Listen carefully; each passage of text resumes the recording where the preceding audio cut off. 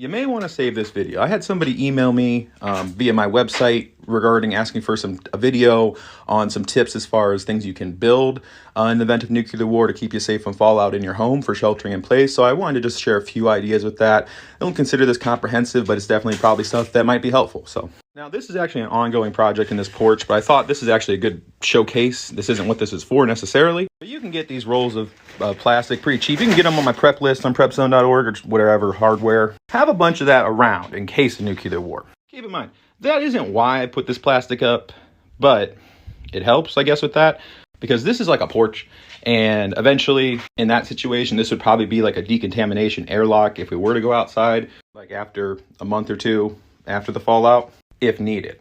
That being said, I wouldn't consider this room a safe place to hang out in. But one thing you gotta keep in mind is time. And we talked about it before. Fallout is dust, right? So this is thicker than it probably would get to you, but you see how there's that residue in my hands now?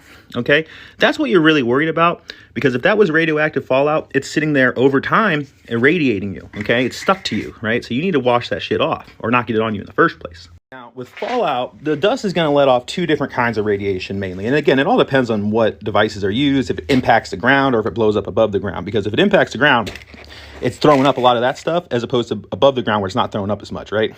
But so there's beta and gamma. Beta is going to cause you like terrible burns and stuff, but it's not as like penetrating as gamma. And you can look up thickness charts as far as what's going to block gamma radiation. But make sure you guys are getting a Geiger counter. I have one on my prep list for less than $100, and it's literally the only way you're going to know about radioactivity at all. Because it's invisible, right? The dust isn't, but whether or not it's very radioactive is, you know. And you need to check the levels over time, and I'd recommend keeping a log just to track how much it's reducing over time. Let's say all this dirt on the ground was fallout. If I held my Geiger counter up here, it's probably not that high, but the closer I get, the higher the reading will get. And that distance and time are the two main factors when you're building stuff out. So one, you want to keep as much of the dust out as you can, which plastic helps around your windows and doors, multiple layers. So plastic this, right? But then also I might plastic this whole wall, and I might put one in the middle, you know? And especially without HVAC running, which plug those vents up too, there's not a big change in air pressure all the time, sucking things in and pushing them out. So when the fallout comes, you know, yeah, it can get around this. Oxygen can get around this, so you don't need full ventilation if you don't have it. But look, not a single particle of that got through, but some of it's sitting there. So some of it's going to sit on your roof, and radiation can come through.